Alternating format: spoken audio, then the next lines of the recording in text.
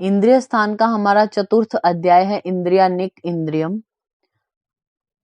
तो यहाँ पे इंद्रियों के बारे में बोला गया कि इंद्रियों से रिलेटेड कौन कौन से अरिष्ट जो है वो हो सकते हैं। तो 7 नंबर श्लोक में देखिए नेत्र विषयक अरिष्ट बोले हैं कि जो आकाश को घनीभूत देखता है और पृथ्वी को आकाश की तरह शून्य देखे, यानी ये नेत्र विषयक अरिष्ट बोले गए हैं। ठीक है, नेक्स्ट आप आ जाइए 11 नंबर श्लोक में। 11 नंबर 11 उसमें दिनों का अरिष्ट बोला गया ना, तो ये आपको याद रखना है। इसमें से जो रोगी स्वाभाविक रूप वाली अग्नि को अगर नीले वर्ण की प्रभाहीन काली या श्वेत देखता है, 7वें दिन यमपुरी चल जाता है। तो 7 दिन का अरिष्ट है ये, कि नेत्र और अग्नि का ये जो है 7 दिन का अरिष्ट, मतलब नेत्र से अग्नि को अलग अलग कलर की देख रहा है नॉर्मल, लेकिन अलग कलर की देख रहा है, तो 7वें दिन उसकी मृत्यु हो जाएगी। फिर हमारा है 10 नंबर श्लोक, सॉरी 20 नंबर श्लोक में देखिए 20 राइट पेज पे, कर्ण शब्द विषयक अरिष्ट। तो बोलते हैं संवृत्ति अंगुलु भी करुण ज्वाला शब्दम। ज्वाला शब्दम को आपने हाईलाइट किया। आप अगर अपने कानों पर, दोनों कानों पर हाथ रखते हो, हथेलियां उंगलियां रखते हो, तो आपको एक शब्द सुनाई देता है। अगर वो शब्द आना बंद हो जाए, मतलब ना सुनाई दे, तो उस मनुष्य को गतायु समझना चाहिए। वैद्य के लिए बोला गया उस मनुष्य को कम उम्र वाला समझे और उसकी चिकित्सा ना करे, यानी ये अरिष्ट बताया गया। तो ये चैप्टर है हमारा कंप्लीट होता है, जिसमें आपको बस ये याद रखना है, जो ज्वाला शब्द अगर नहीं सुन रहा तो कर्ण विषयक अरिष्ट है। कान से सुनते हैं ना, तो कर्ण विषयक अरिष्ट है।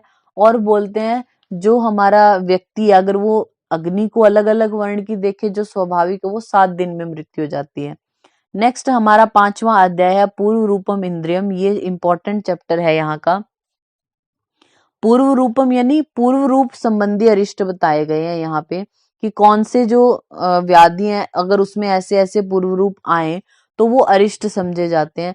सबसे पहले यहाँ पे जो आप यहीं पे लिख लीजिए, सबसे पहले ज्वर व्याधि के पूर्व रूप कहे गए, स्टार लगा के लिख लीजिए। सबसे पहले ज्वर व्याधि के पूर्व रूप,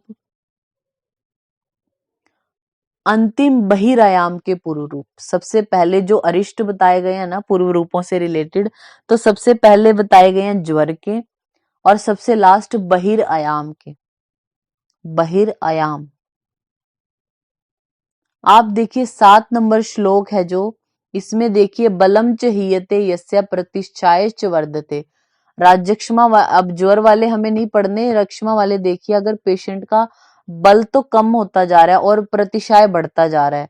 और इसके जस्ट नीचे देखिए श्व भी उष्टे खरे वा याति यो दक्षिण दिशाम को आपने हाईलाइट किया। 7, 8 और 9 नंबर जो श्लोक है, इनकी फर्स्ट लाइन को हाईलाइट कर लीजिए तीनों की।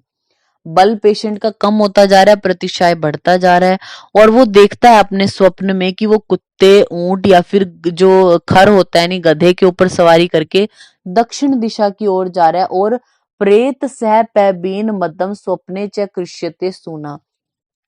सपने में वो क्या देखते हैं कि वो भूत प्रेतों के साथ मदिरा पी रहा है, और या फिर उसको शून मतलब कुत्ता जो होता है वो दक्षिण दिशा की ओर लेके जा रहा है। इसका मतलब ये यक्ष्मा संबंधी अरिष्ट है। तो ये तीनों लाइनें आपने हाईलाइट की। यक्ष्मा आपको ये लाइन लिख के देंगे, आपको पहचानना है कि ये कौन सी व्याधि के अरिष्ट हैं।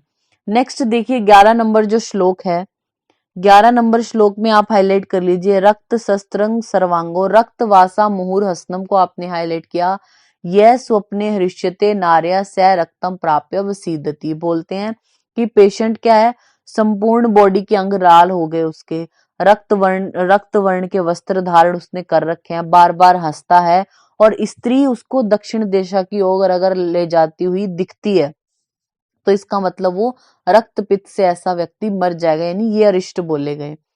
फिर देखिए आप इसके नीचे गुल्म विषयक अरिष्ट वाला श्लोक है ना, 12 और 13 नंबर श्लोक। 13 नंबर श्लोक में देखिए लता कंटनी यस्या दारुणम हृदय जायते स्वप्ने तक हाईलाइट किया। अगर स्वप्न में कोई व्यक्ति देखता है कि उसके हृदय प्रदेश के ऊपर एक कंटकार जो है वो मतलब कांटे वाली लता उत्पन्न हो गई है, इसका मतलब वो व्यक्ति गुल्म से मर जाएगा। अरिष्ट बोले गए हैं ये। नेक्स्ट हमारा 14 और 15 नंबर श्लोक है, इस आपको देख के पहचानने होंगे अगर ऐसा पूछा गया तो। 14 और 15 में देखिए, 14 में बोला काये अल्पम अपि ससृष्टम सबृशम यस्य दीर्यते, यानी पेशेंट, कुष्ठ के पेशेंट की बात कर रहे हैं, अगर आपने कोई छोटी सी भी वस्तु से थोड़ा सा उसकी बॉडी पर स्पर्श हो गया तो बहुत ज्यादा क्षत हो जाएगा।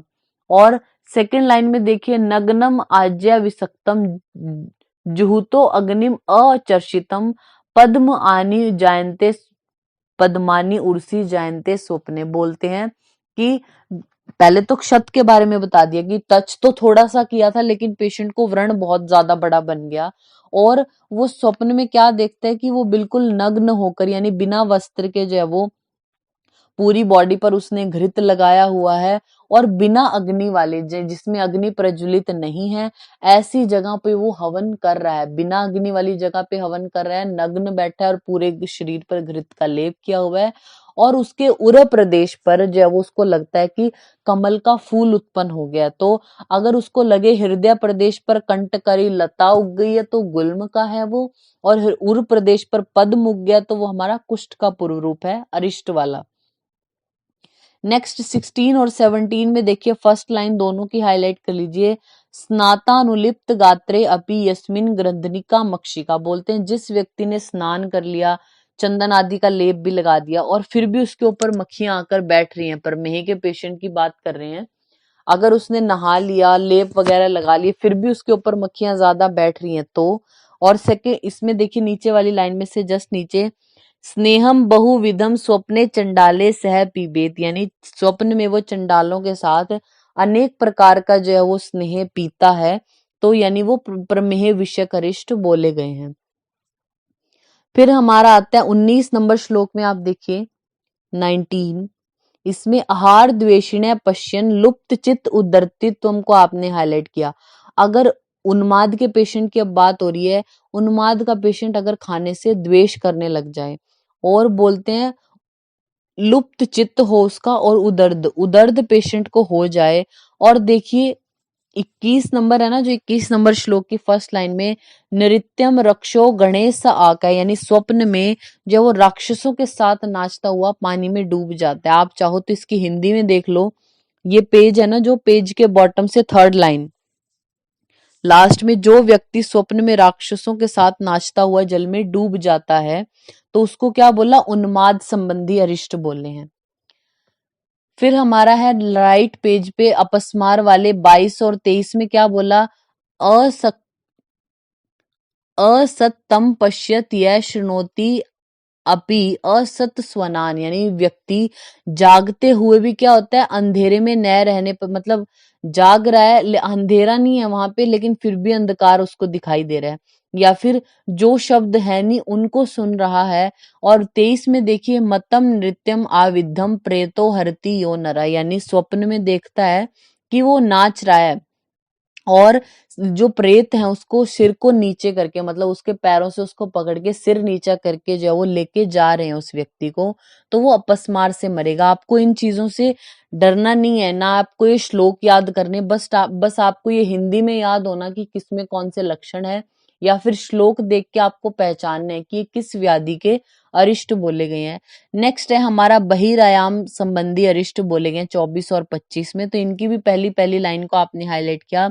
स्तब्धते प्रति बुद्धस्य हनुमन्ये च अक्षिणी, बोलते हैं अगर व्यक्ति उठता है, स्तभ्यते प्रतिबद्धस्य यानी सो के उठा और उसके बाद उसके हनु मन्या या अक्षी बिल्कुल जकड़े हुए हो गए हैं तो, और इसके जस्ट नीचे लिखा शशकुली वा अपि अपूपान वा स्वप्ने खादेत यो नरः सचेताम द्रिकम छर्द्यति प्रतिबुद्धो न जीवति, मतलब स्वप्न में उसने देखा कि उसने शशकुली और मालपुए वगैरह खा लिए, स्वप्न में देखा ऐसा, और उठने के बाद उन्हीं चीजों का वमन वो करता है। देखा था स्वप्न में लेकिन वॉमिटिंग ऐसा सच में हो रही है, और उठने के बाद उसको हनुमन्या और अक्षीण में जकड़न हो रही है, तो वो बहिर्याम से मर जाएगा, ऐसा बोला।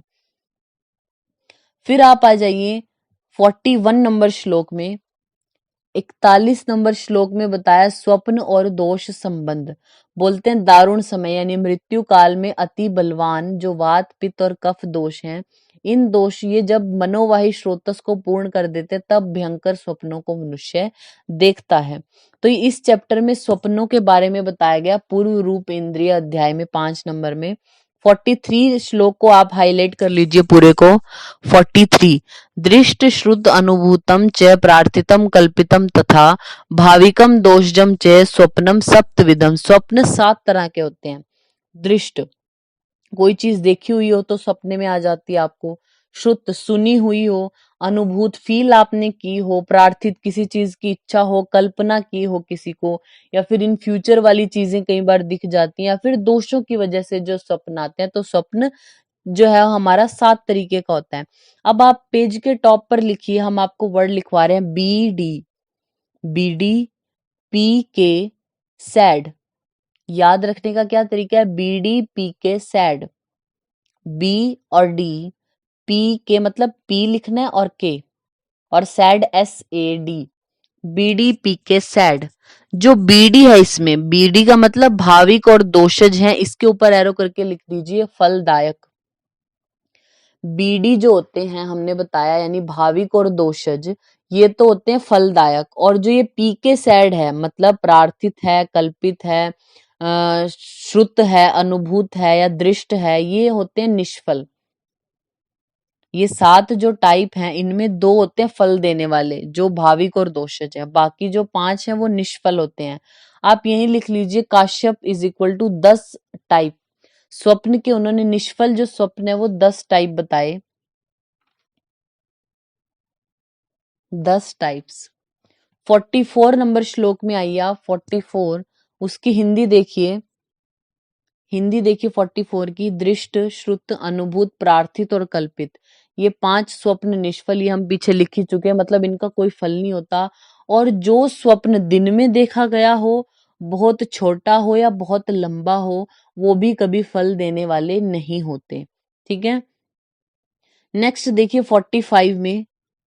45 45 में हिंदी को हाईलाइट कर लीजिए। जो स्वप्न रात्रि के प्रथम पहर में देखा गया हो, अल्प फल देने वाला होता है, और जिसे देखकर पुनः शयन ना किया जाए, यानी प्रातः काल का स्वप्न महान फल देने वाला होता है। ये आप हाईलाइट कर लीजिए, आपको पूछेंगे ये चीजें। ठीक है। प्रातः काल का जो स्वप्न है उसको बोलते हैं महान फल देने वाला। वैसे भी हम बोलती है ना नॉर्मली भी कि अभी सपना देखा था, सुबह का सपना तो सच होता है। इनके कहने सुबह का सपने का मतलब क्या है? जिस स्वप्न को आपने देखा और उसके बाद आप सोए नहीं हो, वो स्वप्न महान फल देने वाला होता है। और जो रात्रि के जो है वो प्रथम पहर में देखा वो अल्प फल देगा।